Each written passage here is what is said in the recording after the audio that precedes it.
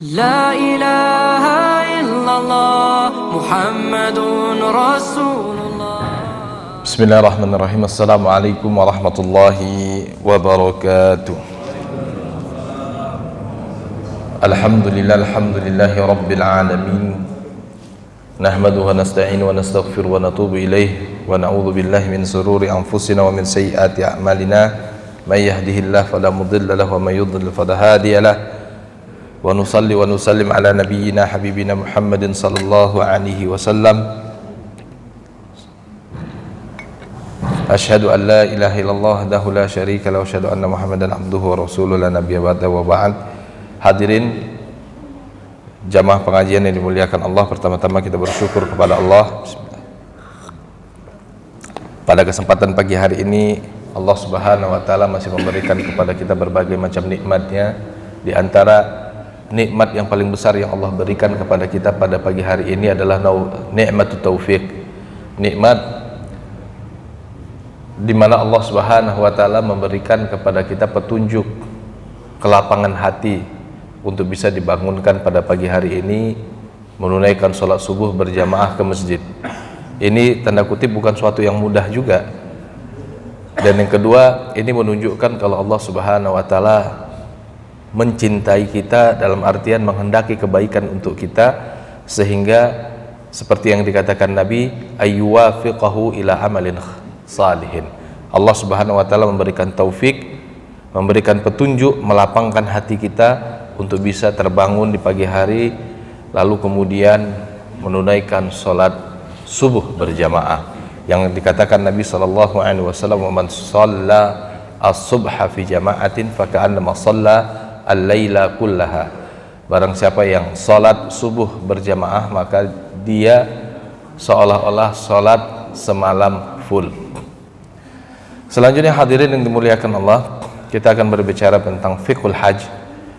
Di awal hadirin yang dimuliakan Allah, saya ingin cerita sebuah riwayat. Riwayat ini diriwayatkan Imam Bukhari dan Imam Muslim, dan dalam kitab Riyadhus Shalihin termaktub.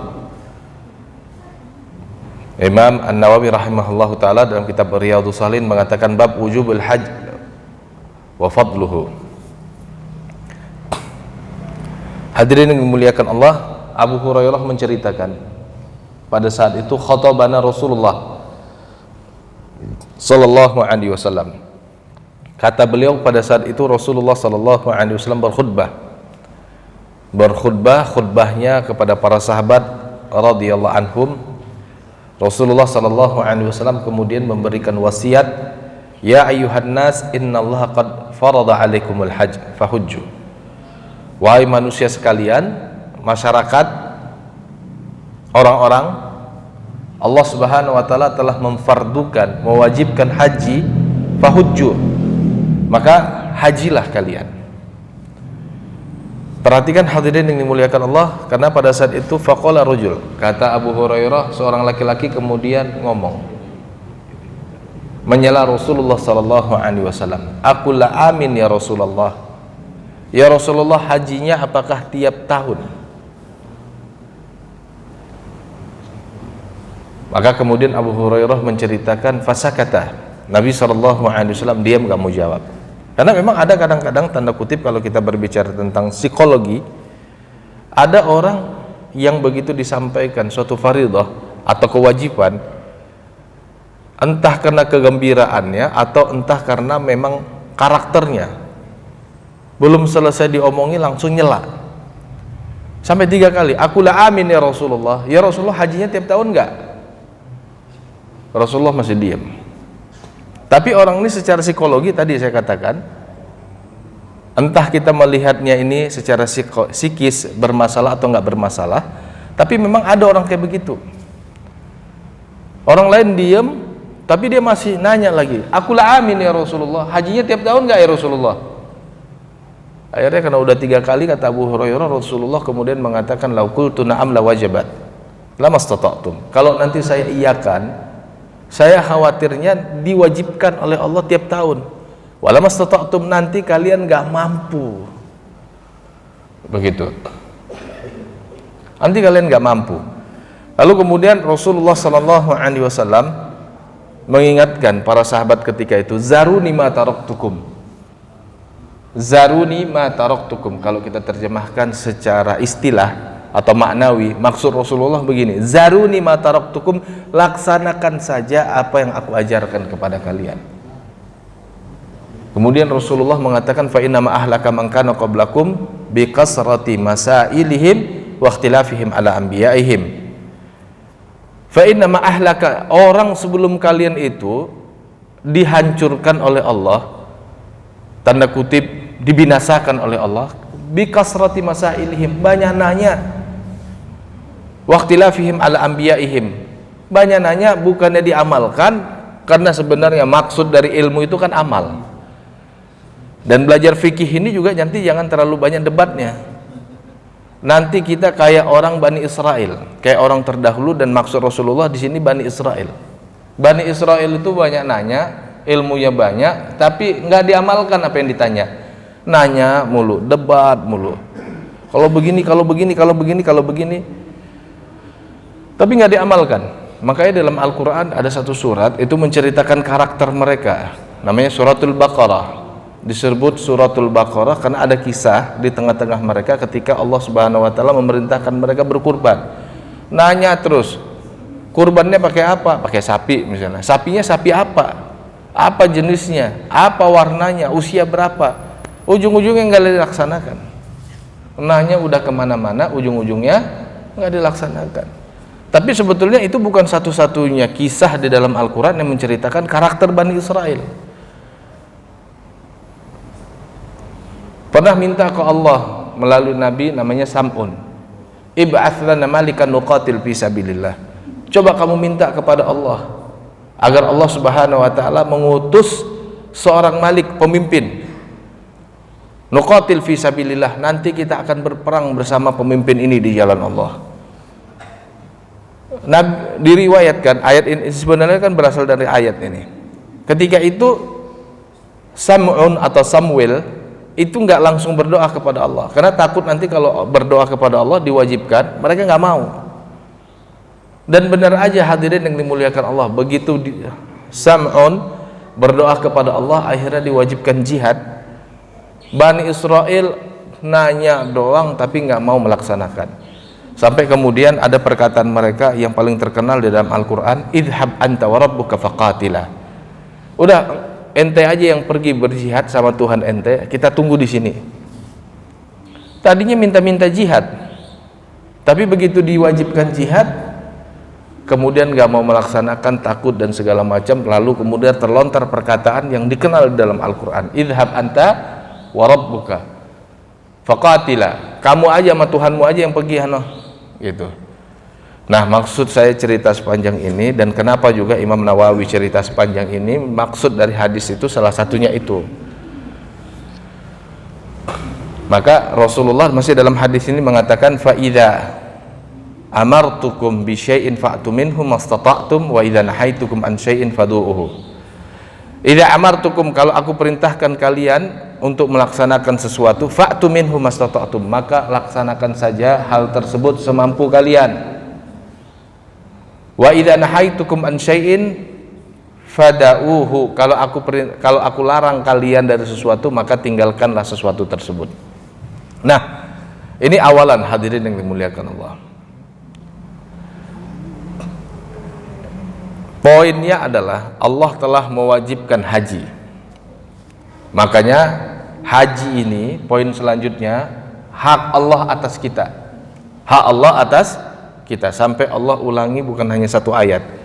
Bunyi ayatnya, walillahi 'alan nas hijjul baiti man istata' ilaihi sabila wa man kafara fa innallaha ghaniyyun 'anil 'alamin. Surah Al-Imran ayat 97. Walillahi 'alan nas, dan bagi Allah atas manusia itu hijjul bait, yaitu hak Allah atas manusia, hijjul bait, agar orang-orang itu melaksanakan haji. Ini hak Allah atas manusia. Ya, tentu man istata' ilaihi sabila, tentu orang yang memiliki istita'ah, orang yang memiliki kemampuan, baik kemampuan fisik maupun kemampuan finansial.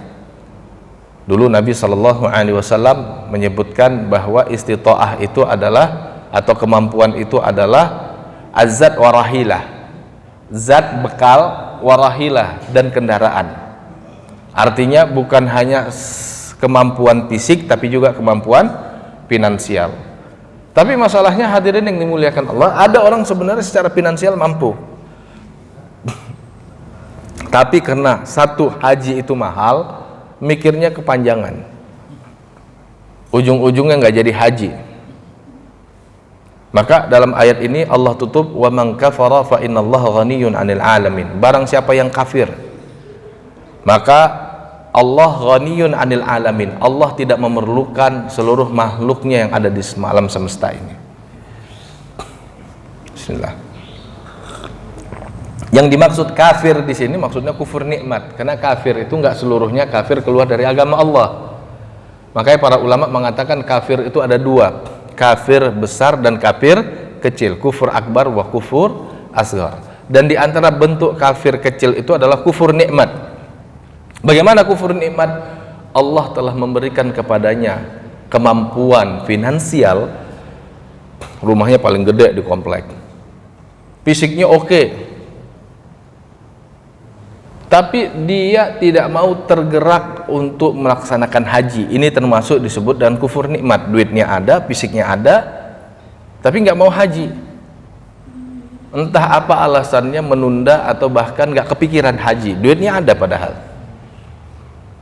Apalagi kadang-kadang umroh juga enggak gitu. Mungkin di konteks kita hari ini haji sulit. Kenapa? Haji itu terkait dengan kuota misalnya kalau reguler. Kalau non reguler duitnya terlalu gede. Tapi ini umroh juga enggak gitu. Umroh juga enggak tergerak untuk datang ke Baitullah, ke rumahnya Allah Subhanahu wa taala. Padahal hadirin yang dimuliakan Allah, ini ada hadis yang dinukilkan Imam Nawawi rahimahullahu taala menceritakan bagaimana dahulu para sahabat riangnya, gembiranya dalam melaksanakan haji. Diriwayatkan hadirin yang dimuliakan Allah, Abdullah ibnu Abbas menceritakan radhiyallahu anhuma, kata Abdullah ibnu Abbas, anna Nabiy sallallahu alaihi wasallam laqiya rukban bi Rauha. Dahulu Nabi sallallahu alaihi wasallam bertemu dengan sekelompok orang atau rombongan di daerah Rauha. Rauha itu daerah pinggiran Makkah sebelum masuk ke tanah haram. Maka ketika itu Nabi SAW bertanya, manil kaum? Ini orang mana kalau bahasa kita? Orang mana ini? Siapa kaum? Maka kemudian kaum tersebut mengatakan, al-muslimun, kita orang-orang muslim. Maka kemudian mereka bertanya kembali, man anta? Ente sendiri siapa? Maka kemudian Rasulullah jawab, Rasulullah, saya Rasulullah. Tiba-tiba aja kata Abdullah ibnu Abbas radhiyallahu anhuma, farafa'at imra'atun sabiyah. Ada seorang wanita dari rombongan tersebut ngangkat bayinya. Kemudian dia katakan, ali hadzal hajj ya Rasulullah, anak ini boleh haji enggak? Bayi ini boleh haji enggak? Kata Rasulullah sallallahu alaihi wasallam, na'am walaki ajar. Iya, boleh dan kamu itu dapat pahala. Artinya apa hadirin kisah ini, sehingga Imam Nawawi rahimahullah dalam Riyadhus Shalihin meletakkan hadis ini. Ini kisah menerangkan bagaimana dahulu para sahabat Nabi, orang yang Allah Subhanahu wa taala berulang-ulang sebutkan di dalam Al-Qur'an, radhiyallahu anhum wa radu'an. Allah ridha kepada mereka dan mereka ridha kepada Allah. Orang yang kata Allah a'addalahumul jannah, Allah telah sediakan bagi mereka surga. Masyarakat yang dikatakan Rasulullah khairul qurun, sebaik-baik masa, khairu ummati dalam riwayat yang lain, sebaik-baik umatku. Mereka ketika mendapati faridatul hajj, kewajiban haji, gembira, senang. Dianggap haji itu tanda kutip tamasa atau perjalanan, apa bahasanya kalau sekarang itu, ziarah apa namanya itu biasanya itu, ziarah spiritual apa begitu ya. Jadi mereka itu gembira, tamasya. Saking gembiranya, dalam kisah ini ada seorang ibu muda bawa anaknya haji. Padahal ini bukan suatu yang mudah hadirin. Apalagi haji di zaman itu dengan cara berjalan atau menunggangi kendaraan. Menunggangi kendaraan yang dimaksud adalah menunggangi hewan. Bukan suatu yang mudah, tapi mereka gembira. Bahkan saking gembiranya anaknya, bayi juga dibawa. Mungkin kalau di konteks kita hari ini, ya kalau udah punya anak kecil apalagi bayi, ya udah nggak jadi umroh, nggak jadi haji. Tapi dahulu para sahabat dan sahabiat itu bergembira dengan faridatul haji, dengan kewajiban haji. Anaknya dibawa, keluarganya dibawa. Padahal hadirin tahu nggak, perjalanan dari Madinah ke Mekah itu bukan suatu yang mudah. Bukan 10-20 km, ratusan kilometer. Naik bus aja dengan kecepatan 120 km per jam itu bisa menempuh 5-6 jam. Tapi kemudian karena gembira dengan perintah Allah Subhanahu wa taala, dahulu para sahabat begitu berbondong-bondong menunaikan haji. Sampai kemudian wanita ini diriwayatkan dia bawa anaknya masih bayi. Dan juga ada sebuah riwayat juga. Riwayat ini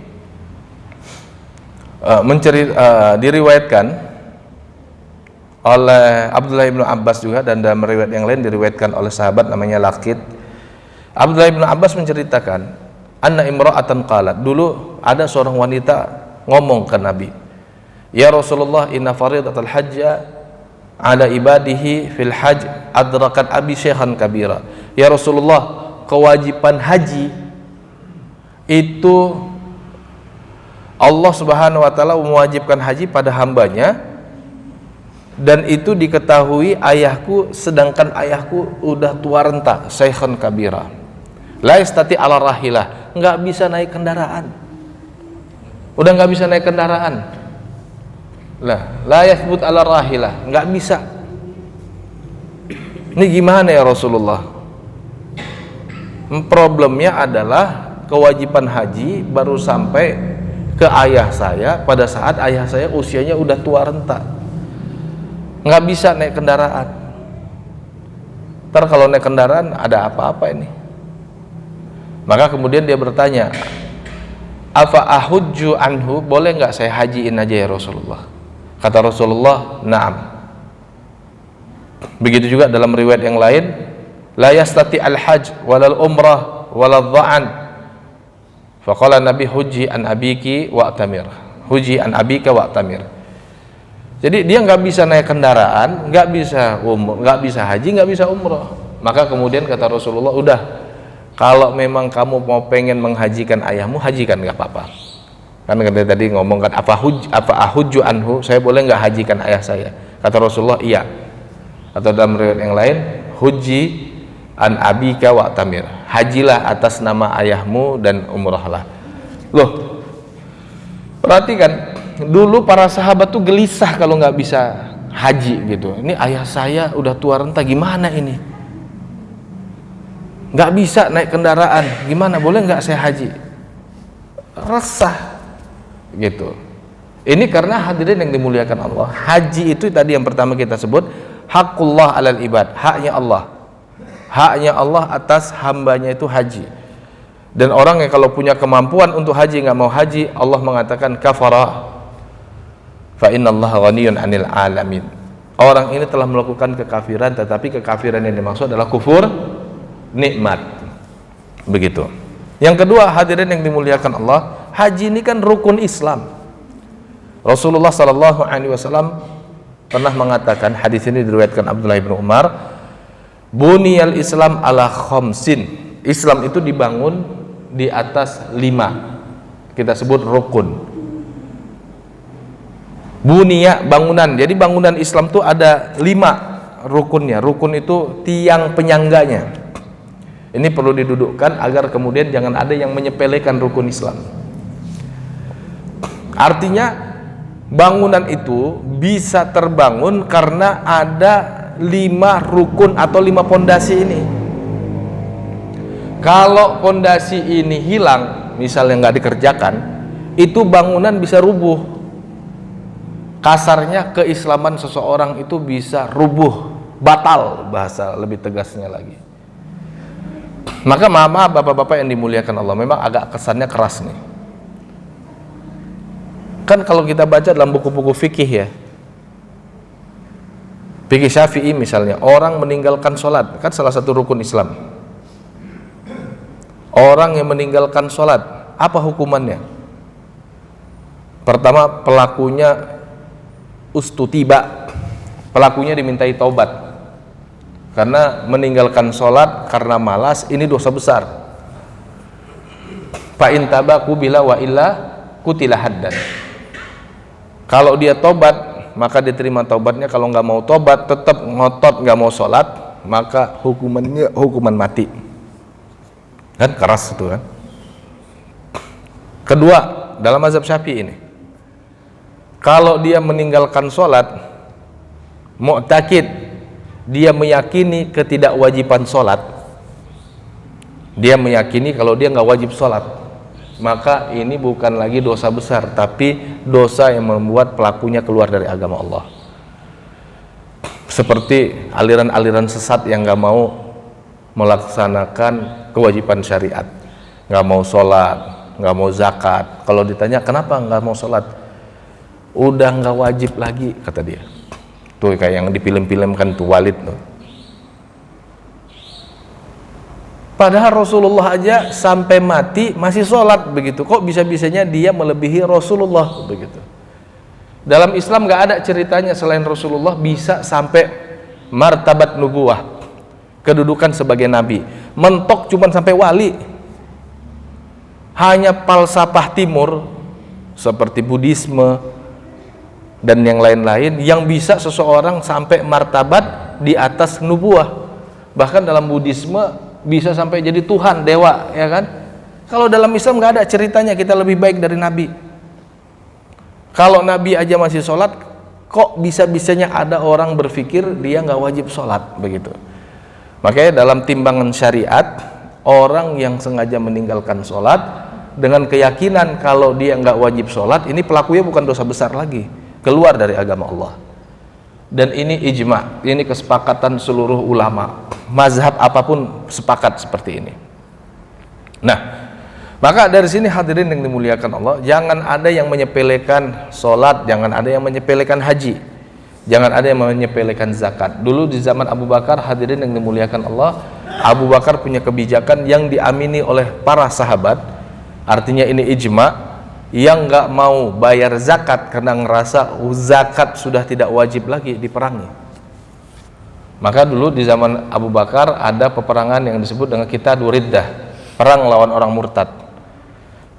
Salah satu poin kenapa mereka diperangi karena mereka menolak zakat atau mani'uz zakah. Begitu. Padahal zakat ini salah satu rukun Islam. Ini maksudnya jangan disepelein begitu. Nah, haji termasuk rukun Islam, poin kedua. Apalagi haji, hadirin yang dimuliakan Allah, salah satu pintu surga.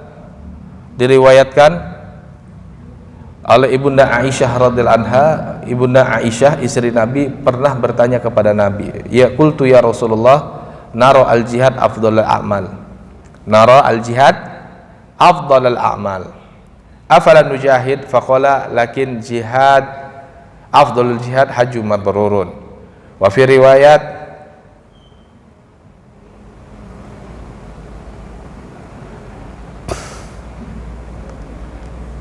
riwayatin al hajju mabrur laisa lahu jazaa'un illal jannah. Hadirin yang dimuliakan Allah, dulu Ibunda Aisyah pernah nanya ke Rasulullah, ya Rasulullah, kami ngelihat bahwa jihad itu sebaik-baik amal. Jihad itu sebaik-baik amal. Afala nujahid? Ya Rasulullah, apakah kami boleh berjihad? Maksudnya wanita di sini. Maka kata Rasulullah, lakin afdalul jihad hajju mabrur. Tapi jihad yang paling afdal untuk wanita justru haji mabrur. Maka dalam sebuah riwayat dikatakan Rasulullah sallallahu alaihi wasallam bersabda, al-hajju al-mabruru laisa lahu jazaa'un ilal jannah. Haji mabrur itu tidak ada balasan yang pas, tidak ada balasan yang paling cocok untuk haji mabrur kecuali adalah surga. Begitu. Ya. Maka kita masuk ke kitab Al-Uddah, Al-Uddah Syarhul Umdah. Nanti kita akan bandingkan dengan kitab Fathul Qarib dalam mazhab Syafi'i. Hadirin yang dimuliakan Allah, yajib al-hajju wal umratu marratan fil umur. Maka disebutkan di sini wajib al-hajju wal umrah, haji dan umrah, marratan fil umur, satu kali dalam sekali hidup. Nah, di sini Shahibul Uddah termasuk di antara para ulama yang punya pendapat bahwa umrah juga wajib. Umrah juga wajib. Perhatikan hadirin yang dimuliakan Allah, ulama ikhtilaf apakah umrah wajib atau ghairu wajib atau tidak wajib. Sebagian besar ulama mengatakan tidak wajib. Begitu. Tapi sebagian lagi ulama mengatakan wajib dengan alasan Allah mengatakan wa atimul hajj wal umrah, dan sempurnakanlah, kata Allah, haji dan umrah. Kata wa atimul hajj wal umrah, dan sempurnakanlah haji dan umrah, ini menunjukkan kalau umrah itu wajib, karena Allah menyertakan perintah untuk menyempurnakan haji dengan perintah untuk menyempurnakan umrah. Berarti sebenarnya sama ini, kata mereka, sama-sama diperintahkan, sama-sama wajib. Kan Allah mengatakan atimmu itu kan fi'il amr, perintah. Atamma yutimmu, atimmu, sempurnakan. Haji, perintah, iya, haji harus disempurnakan. Wal umrata, begitu juga umrah. Oh, berarti umrah juga mesti disempurnakan, hukumnya berarti sama, begitu. Walaupun tadi saya katakan jumhur ulama mengatakan enggak, hukumnya tidak sampai wajib. Nah, Shahibul Uddah mengatakan yajib al-hajj wal umrah marratan fil umr, wajib haji dan umrah sekali dalam sehidup. Nah, ini kemudian nanti salah satu alasan ulama-ulama yang mengatakan begini, fi'lun nabi, perbuatan nabi. Nabi kan nggak haji doang, tapi juga umrah. Apalagi di era kita ini, mungkin haji tanda kutip sulit, tapi kalau umrah nggak sulit. Haji ada kuotanya, ada pembatasan, ada regulasi masa tunggu. Tapi kalau umroh begitu kita punya duit misalnya 20 juta begitu, apalagi kalau umrohnya bisa dilaksanakan sendiri, lebih murah lagi gitu. Beli tiket, beli visa kan, hotel cari yang murah, cari kos-kosan aja, kalau bahasa Arab nyedar begitu. Ke Madinah bagaimana Ustaz? Nggak wajib sebenarnya umrah ke Madinah, cuman karena di sana ada Masjid Nabawi, ada kuburan Nabi, ya sekalian lah. Tinggal naik bus aja 70 real. Begitu. Kalau mau paket murah misalnya. Yang penting pernah umrah begitu. Nah, alal muslim al-aqil al-baligh al-hurri idza istata'a ilaihi sabila. Wajib sekali dalam seumur hidup dengan syarat atas muslim satu, karena haji dan umrah tidak diwajibkan atas selain muslim, ibadah kepada Allah, maka mereka nggak wajib. Yang kedua, akil, orang yang berakal. Yang tidak berakal nggak wajib. Tapi kalau gila tetap dibawa gimana Ustaz? Atau ada keluarga saya stres, atau keluarga saya delusi, tapi tetap kita bawa umrah, boleh. Seperti kasus anak kecil tadi yang dibawa haji, kan boleh gitu, dan keluarganya dapat pahala. Baligh, jadi bukan hanya berakal tapi juga baligh. Makanya anak kecil tuh nggak wajib haji, nggak wajib umrah, tapi kalau dibawa boleh gitu. Al-hur, merdeka. Nah, kata merdeka ini, konsep merdeka udah nggak ada di zaman kita, karena di zaman kita sudah ada, tidak ada lagi perbudakan gitu. Idza istata'a ilaihi sabila, kalau mampu melaksanakan perjalanan menuju haji. Nah, ini akan kita kupas. Nah, di sini ketika disyarah dikatakan fayajib bi khamsati syurutin. Haji itu jadi wajib dengan 5 syarat. Maksudnya haji itu diwajibkan atas 5 syarat ini. Pertama, Islam, yang nggak Islam nggak wajib haji. Kedua, al-hurriyah, merdeka, yang nggak merdeka nggak wajib haji. Buluh, baligh, masih anak-anak nggak wajib haji.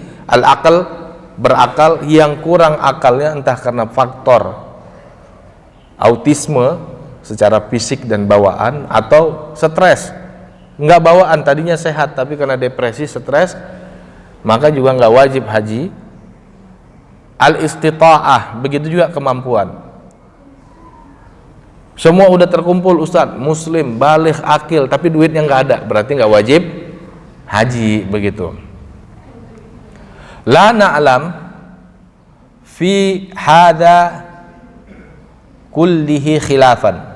Kami tidak mengetahui dalam masalah ini secara keseluruhan, secara global ada perbedaan di antara ulama, bahwa yang diwajibkan haji itu syaratnya 5, muslim, akil, baligh, hurri, dan kemudian istita'ah.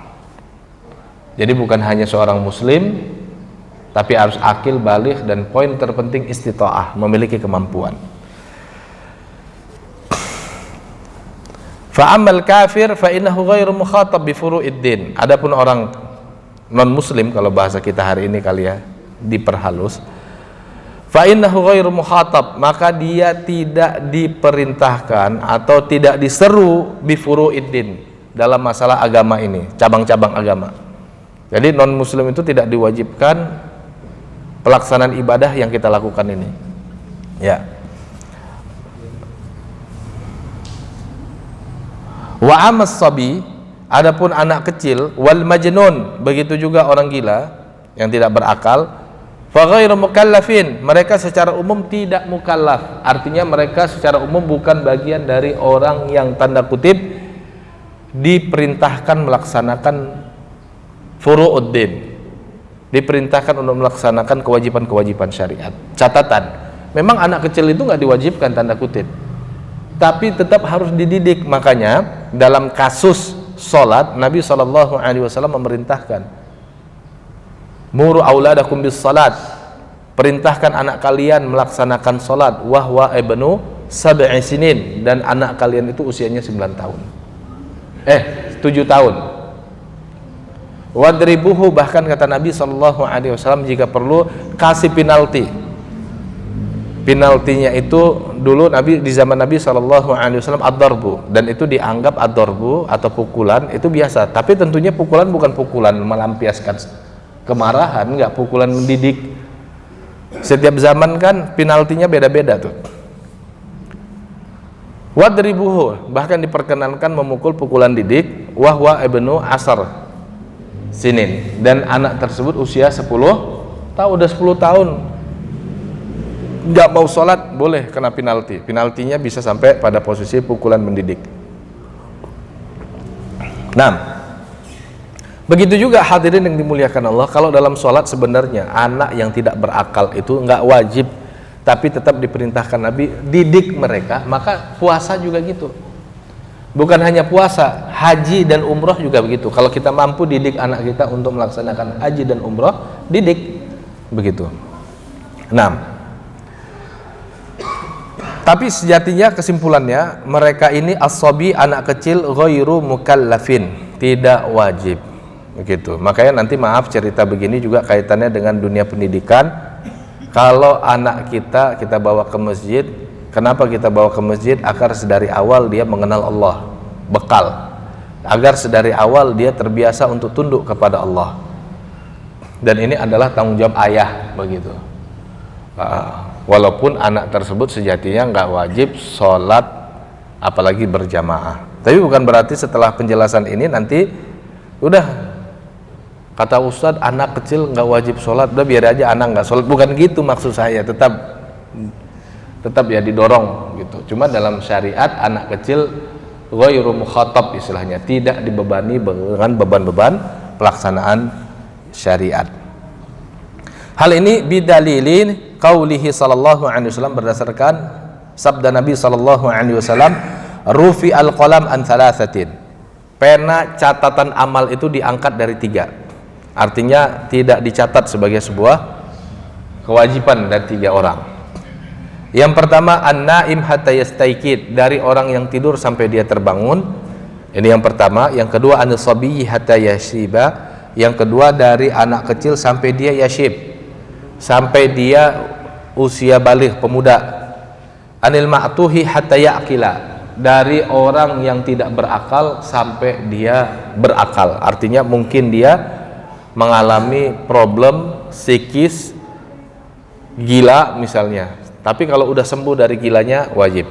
Nah, perhatikan hadirin yang dimuliakan Allah, rufi al-qalam, maksudnya 3 kategori ini tidak diwajibkan aslinya. Bukan hanya masalah haji, sholat juga. Bukan hanya sholat, yang lain-lain juga. Yaitu pertama anak kecil tadi ya. Yang pertama adalah orang tidur sampai dia terbangun. Maka ada misalnya orang tertidur, tidur dari jam 11, bangun-bangun tahu-tahu jam 6. Kita tanda kutip gak boleh juga marah ke dia, kamu nih molor aja. Itu kan dunal khiyar, sebetulnya di luar kemampuan dia. Kecuali udah dibangunin, bangun tapi balik tidur, berarti pilihan dia. Ada ikhtiar, ada usaha, ada pilihan dia. Tapi kalau dia tertidur lalu kemudian bangunnya jam 6 misalnya, atau jam 5, sholat zuhurnya tinggal, itu kan di luar keinginan dia, di luar usaha dia, ketiduran. Namanya orang ketiduran nggak dihukumi. Sama juga orang pingsan nggak dihukumi, orang mabok juga nggak dihukumi, karena tidak adanya niat dan khiyar. Kalau istilah usul fikih, adamul qasdi bi fi'li, tidak adanya maksud dalam perbuatannya itu. Dia nggak sengaja ninggalin sholat, enggak, karena ketiduran. Makanya orang kalau ketiduran, bangun misalnya subuh bangunnya jam 7 atau subuh bangunnya jam 9. Ada juga yang bangunnya jam 10, ya kan? Nonton Manchester City misalnya lawan apa itu? Kayak gitulah ya. Nah, nonton PSSI lawan siapa begitu. Nah, karena ketiduran, yang disalahkan itu adalah dia lama tidurnya. Tapi begitu dia tertidur lelap sampai jam 10, maka begitu dia bangun, dia sholat subuh, namanya qada'us shalah, mengganti sholat pada waktunya yang sudah ditinggalkan, dilaksanakan. Maka kata Nabi SAW, man nasiya salatan fadzakaraha, ada orang lupa sholat dan lalu kemudian ingat, maksudnya konteksnya tidur kemudian bangun, falyaqdi idza dzakaraha, maka dia tunaikan, dia qadha ketika dia ingat. Maksudnya ketika terbangun dia qadha tuh. Bukan berarti hadirin yang dimuliakan Allah tertidur lelap sampai jam 10 bangun ya udahlah sholat subuh selesai. Bukan. Tetap, tapi kan enggak waktunya Ustaz. Iya, makanya kata Nabi falyaqdi idza dzakaraha. Hendaklah dia laksanakan, maksudnya dia qadha ketika dia ingat begitu, ketika dia terbangun. Gitu. Makanya terus terang, saya ketika ngajar misalnya di kelas, ada mahasiswa terlambat, saya tanya, kamu terlambat kenapa? Bangun jam berapa? Ya nih Pak, bangun jam 9. Udah, kamu udah sholat belum? Belum, sholat belum. Kalau kamu belum sholat, belum boleh masuk. Tapi kalau nggak subuh, iya, memang udah nggak subuh ini. Siapa bilang jam 9 subuh? Jam 9 duha aja hampir habis begitu ya kan? Nah, maka diqadha. 6.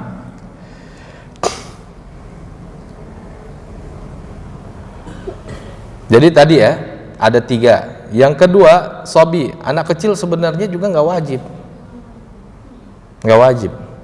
Tapi sekali lagi saya tekankan di sini, kita diperintahkan Rasulullah untuk mendidik dia, gitu. Maka ketika ngedidik dia, kasus sholat misalnya, dia perlu dipukul sebagai penalti. Mungkin kalau di masa kita, mungkin ada yang lebih efektif lagi misalnya. Kamu kalau nggak sholat nggak dikasih permen, nggak dikasih coklat, apa kayak yang lebih efektif begitu. Nah, yang terakhir maktuh, orang gila juga. Baik gilanya itu dari bawaan fisik atau gilanya non fisik. Gila bawaan misalnya kasusnya di era kita autisme begitu. Udah habis ya? Masih ada? Suruh doang. Nah. Wa ghairu mustati' la yajib alaihi liqauli subhanahu wa ta'ala la yukallifullahu nafsan idza wus'aha. Begitu juga kalau nggak mampu, nggak punya kemampuan fisik misalnya, walaupun nanti kebijakan pemerintah itu yang tua-tua diprioritaskan, entah fisiknya bermasalah karena udah renta atau kemudian sudah datang penyakit, berbagai macam penyakit. Jangan salah Pak, pada kasus haji itu yang punya penyakit banyak banget. Ada yang Alzheimer begitu, Alzheimer, begitu sampai pesawat baru ingat dia, wah nih wedus saya belum dikasih makan, pengen pulang udah sampai pesawat, pengen ngarit dianya gitu. Apa yang saya ceritakan ini fakta begitu, karena kebetulan saya punya sertifikat pembimbing haji. Nah, jadi kalau begini keadaannya nggak wajib berdasarkan la yukallifullahu nafsan illa wus'aha. Allah Subhanahu wa taala tidak membebani seseorang kecuali semampunya saja. Termasuk diantaranya sholat zuhur kan wajib, ya kan? Sholat zuhur kan wajib. Tapi kalau kita masih jam 11 kan belum wajib karena belum masuk waktu, dan kita tidak diperintahkan untuk menggelincirkan matahari, ya kan? Ini biar sholat nih matahari kita gelincirin, enggak lah gitu. Begitu juga zakat wajib. Saya misalnya punya kambing, ternak kambing 30 ekor, 1 tahun sudah berlangsung. Wajib zakat ternak itu untuk kambing kan 40 ekor. Maka saya tidak diperintahkan untuk ngutang-ngutang agar kambingnya 40 ekor agar bisa melaksanakan zakat gitu. Enggak gitu. Kita hanya dibebani sebatas kemampuan kita saja. Begitu juga firman Allah, walillahi 'alan nasi hajjul baiti man istata ilaihi sabila. Yang kedua, hadirin yang dimuliakan Allah, apa yang dimaksud dengan al-istita'ah? Al-istita'ah ayyajida zadan wa rahilatan bi'alatihima mimma yasluhu limithlihi fadilan amma yahtaju ilaihi liqada'i dainihi wa mu'nati nafsihi wa iyalihi ala dawam. Nah, bagian dari istita'ah ini adalah si pelaksana haji itu memiliki bekal. Termasuk bekal di sini adalah bukan hanya bekal perjalanan, tapi bekal untuk belanja keluarga alat dawam terus menerus. Jadi jangan sampai karena haji nih ya, pengen haji, begitu kita tinggalkan, ya mungkin kita punya bekal, nggak kelaparan melaksanakan haji, tapi keluarga jadi nggak makan. Ngotot haji tapi kemudian ninggalin keluarga anak istri nggak makan, atau jadi belepotan kehidupannya, nggak boleh. Oh, ini namanya orang ghair mustati'. Ini orang aslinya namanya tidak mampu. Kalau yang mampu itu mereka yang memiliki kemampuan alat dawam fi nafaqati iyalihi. Mereka memiliki kemampuan terus menerus ketika meninggalkan keluarganya tetap bisa memberikan nafkah gitu.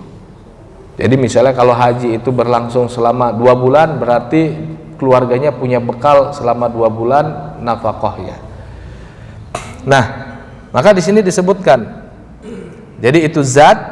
Yang kedua rahilah. Rahilah dulu konteksnya adalah kendaraan. Kalau kita hari ini mungkin konteksnya apa ya rahilah? Pesawat. Tapi bukan pesawat, yang lebih fundamental, kuota. Punya duit juga beli tiket, tapi kita nggak punya kuota, artinya nggak ada visa masuk, sama aja. Ini saya ceritakan sedikit Pak, komponennya. Ustadz nggak tahu komponennya karena kebetulan saya dulu ya suruhan Dirjen Haji. Itu sebenarnya komponen pertama itu adalah visa haji. Dan orang nggak boleh masuk ke tanah haram dalam artian pelaksanaan haji di musim haji kecuali ngantongi visa haji. Walaupun untuk Indonesia tahun ini bakal digerebek karena yang masuk tanpa visa haji, karena tahun kemarin itu buat geram pemerintah Saudi. Masuk sekitar berapa ya? Hampir 10.000 orang Indonesia masuk tanpa visa haji. Bolak-balik dikeluarin dari Mekah, misalnya dikeluarin ke Jeddah. Bahkan ada yang keluar dari Jeddah. Nanti balik lagi, masuk lagi. Gitu. Baik ngumpet-ngumpet maupun nyogok aparatur pemerintahan Saudi, dalam hal ini polisi Saudi misalnya. Udah keluar balik lagi. Balik dikawal patwal lagi gitu. Dia sogok itu petugasnya. Maka tahun ini nggak akan dikasih itu. Tahu dari mana Ustadz? Kemarin saya silaturahmi ke BP Haji, kesepakatan pemerintah Saudi dengan Indonesia begitu. Tahun ini nggak ada obat deh udah, gitu. Dia perlu dipenjarakan sama pemerintah Saudi. Jadi harus ngantongi visa haji dulu, gitu. Nah, yang masuk tanpa ngantongi visa haji itu yang kemarin buat gaduh. Ada orang Indonesia ngotot masuk Armuzna, Arafah, Muzdalifah, Mina. Udah tahu kuota Indonesia ditambah, pasti padat, tambah lagi dia haji haram. Kuota kita itu kan bukan berdasarkan jumlah sebenarnya. Kuota kita itu berdasarkan lokasi, plotting lokasi Arafah, Muzdalifah dan Mina. Ini Muzdalifah sekian ribu persegi untuk Indonesia. Sekian ribu persegi itu kalau dibagi asumsinya 1,7 kali 1,5 meter berarti dapatlah 200.000 begitu. Tapi orang Indonesia ngotot, jangan 200.000. Ngantrinya jadi panjang. Diakali gimana, jangan 200.000. Lebih. Gimana kalau gitu 1,5 kali 1,3. Dapatlah angka 20.000. Tapi orang Indonesia diakal-akali lagi 20.000 tapi dijual kuotanya. Harusnya 20.000 itu tambahan untuk orang tua yang usianya udah di atas 60-an. Biar jangan sampai tahun depan udah nggak ada haji juga nggak. Yang sakit, oke nggak tua tapi sakitnya luar biasa, gula tinggi misalnya. Gitu. Tapi kemudian jadi heboh tuh kan. Sampai sekarang mantan kemenak kita nggak berani pulang ke Indonesia. Tambah lagi haji-haji yang kayak begitu, nggak pakai visa, ngotot masuk ke Armuzna. Udah tahu kita bakal sesak di situ. Tambah lagi, akhirnya itu terjadi beberapa kasus himpitan jamaah, nggak nyaman jadinya. Yang parahnya lagi kadang-kadang haji tanpa visa itu dia nggak masuk Armuzna, tapi dia kan nggak tahu. Dia nggak masuk Arafah, nggak masuk Muzdalifah, nggak masuk Mina. Yang tahu siapa? Yang tahu mutawifnya. Kan ada batasnya, cuma batasnya kan pakai bahasa Arab, hududul Arafah, batas Arafah begitu. Dan kita kan jamaah-jamaah kan nggak tahu mana aja batasnya, orang nggak ada lainnya gitu. Jadi nggak masuk Armuzna, tapi dia haji gitu. Kira-kira sah nggak tuh? Itu yang kejadian seringan. Jadi nepi-nepi, kalau ditanya petugas, ya kita cuma lihat-lihat doang kok gitu. Makanya hati-hati, jangan sampai ikut-ikutan yang begitu. Nah, nanti ada komponen setelah kita ngantongi visa haji, kita beli nusuk namanya, di aplikasi nusuk. Jadi pemerintah Saudi itu buat ketetapan regulasi, orang harus beli hotel dulu, beli daur kamil, beli transportasi. Nah, kita beli dulu tuh hotelnya, baik kita pakai atau nggak kita pakai, yang penting kita beli dulu. Itu dari 12.000 real sampai 18.000 real gitu. Baru kemudian tiket pesawat pulang pergi taruhlah sekitaran harga 25 sampai 30 juta. Nah, itulah kurang lebih biaya haji kita. Ya, artinya hadirin yang dimuliakan Allah, walaupun itu bisa kita penuhi tiket pesawat kita beli, kita harus beli lagi visa haji gitu. Oke, udah visa haji, harus beli nusuk tadi, regulasi yang dibuat pemerintah Saudi udah bisa kita penuhi. Tapi kalau kita pergi selama 2 atau 3 bulan, keluarga kita nggak bisa belanja, nggak bisa makan kalau kasarnya, maka nggak wajib haji, begitu ya. Nah, maka di sini dikatakan amma yahtaju ilaihi liqada'i dainihi, dia harus punya uang. Yang pertama, dia harus qada dulu utangnya, jangan sampai utangnya banyak bahkan gara-gara haji dia ngutang. Kalau ada orang gara-gara haji dia ngutang, sebenarnya nggak wajib haji dia, tapi beda ya, nggak wajib haji dengan boleh nggak haji dengan cara ngutang ya. Kalau ditanya boleh, tapi nggak wajib karena dia nggak punya istita'ah begitu.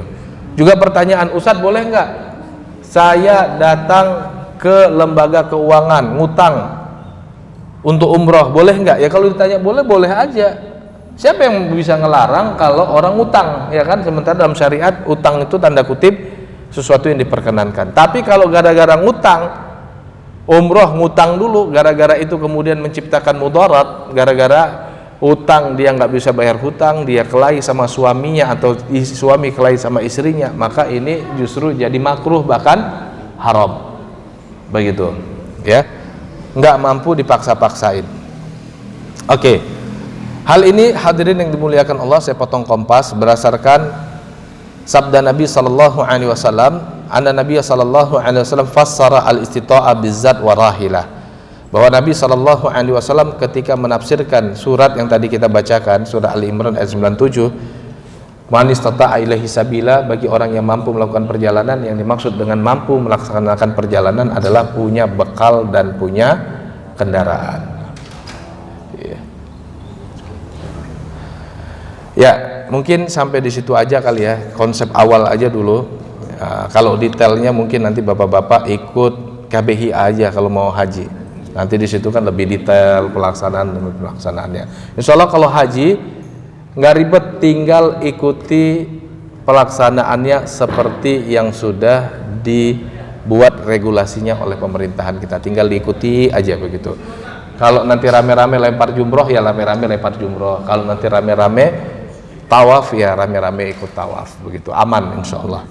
Wallahu a'lam bishawab. Kesimpulannya, hadirin yang dimuliakan Allah, bergembiralah dalam melaksanakan syariat dan perintah Allah, dan diantaranya adalah perintah haji. Ini saja. Kalau nanti ada yang mau didiskusikan, kita diskusikan, tapi terlebih dahulu kita tutup dengan hamdalah, alhamdulillahi rabbil alamin. Ya, kalau ada yang mau didiskusikan sebelum ditutup. Oh.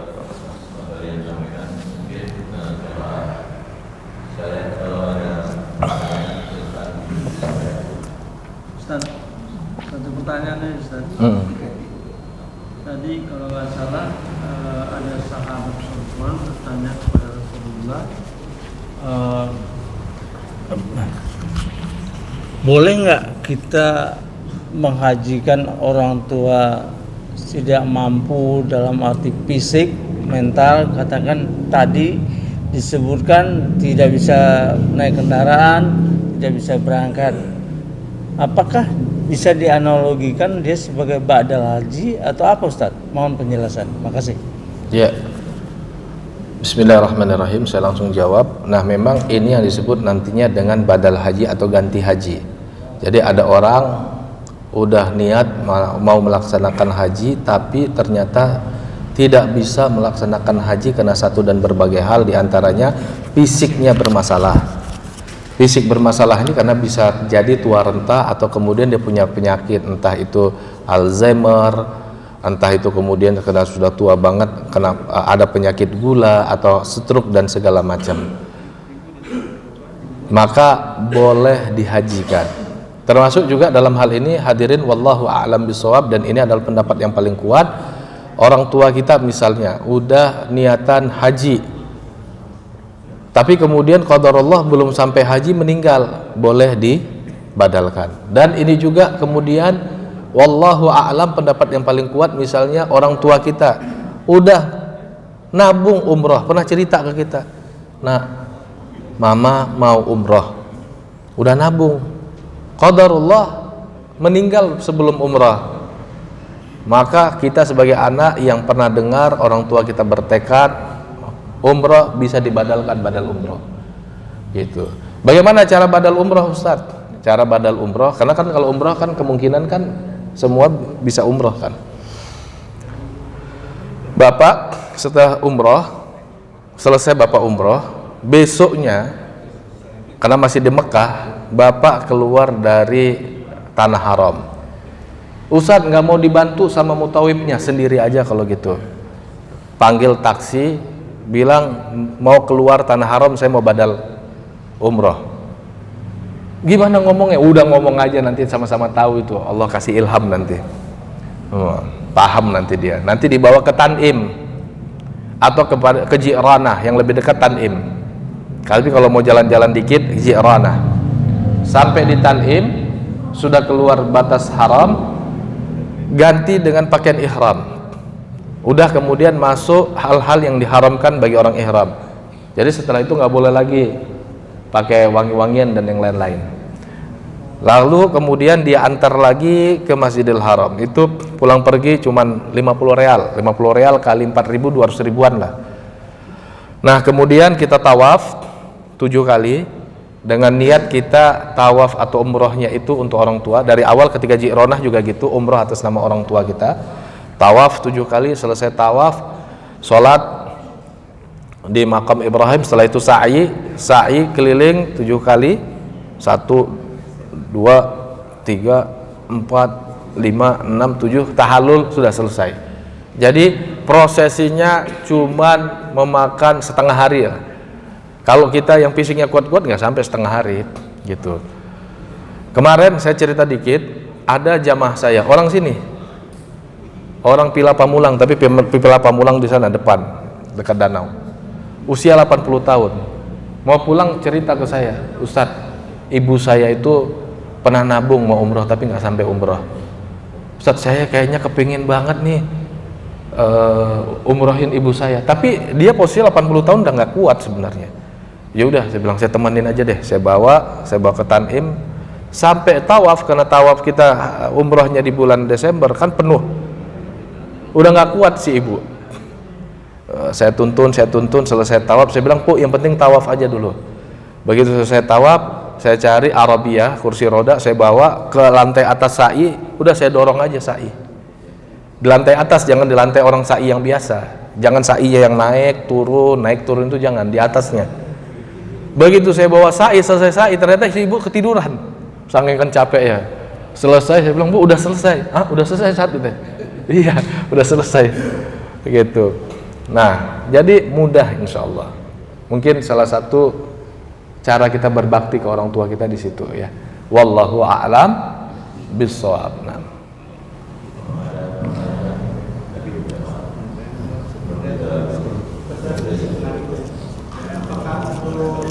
Berangkat itu untuk seorang wanita harus disertai ada mahramnya gitu Pak Ustaz, harus selalu gitu.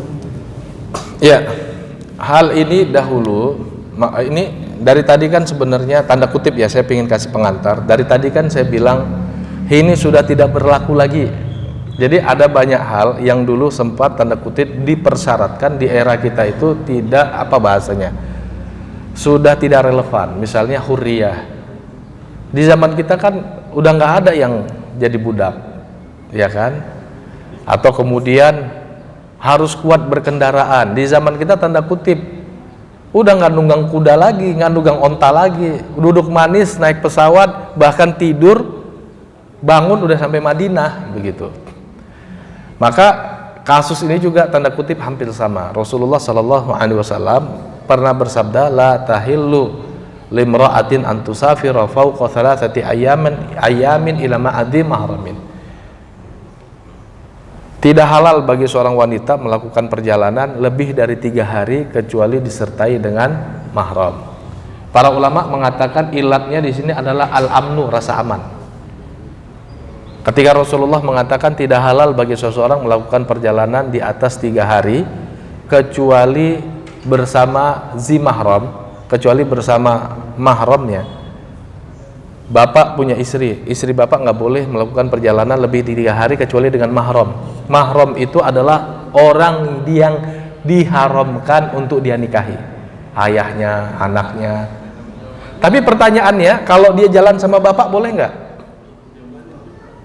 Sebulan nih Pak, bapak bakal jalan sama dia sebulan. Bapak kan bukan mahramnya. Hah? Suami kan bukan mahramnya. Kalau mahram nggak jadi nikah, iya kan? Paham nggak nih? Iya kan? Tapi kenapa bapak boleh jalan sama istri sampai sebulan segala, sampai di ngotel-ngotel bareng lagi, sampai pakai bulan bermadu-madu begitu? Karena ilatnya itu al-amnu, rasa aman. Kenapa kemudian dulu dilarang wanita melakukan perjalanan kecuali disertai mahram? Karena mahramnya itu bisa ngelindungi dia. Tapi begitu dia nikah, nggak pakai mahram juga nggak apa-apa, pakai suami begitu. Nah, konteks kita hari ini di dunia aman, nggak pakai suami juga nggak apa-apa karena sudah dikelola pemerintah gitu, atau dikelola badan resmi, misalnya travel gitu, sehingga ada pihak yang bertanggung jawab perjalanan itu aman gitu. Tapi kalau istri bapak nih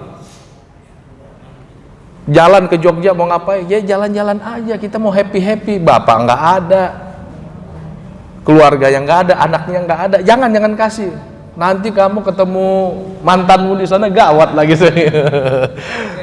Oh ya kan? Begitu maksudnya Pak. Ya. Wallahu a'lam bishawab. Tapi ada juga ulama yang bersikukuh dengan teks ayat hadis bahwa pokoknya apapun ceritanya nggak boleh. Cuman kalau bersikukuh dengan teks hadis jadi nggak relevan nanti, kan mahram kan, teksnya kan mahram. Kalau suami gimana, kan bukan mahram begitu, jadi kurang relevan. Tapi kalau mau berpegang kepada pendapat itu ya silahkan aja. Konsekuensinya agak berat, jadi kemana-mana harus beserta mahram atau suami. Wallahu a'lam bishawab.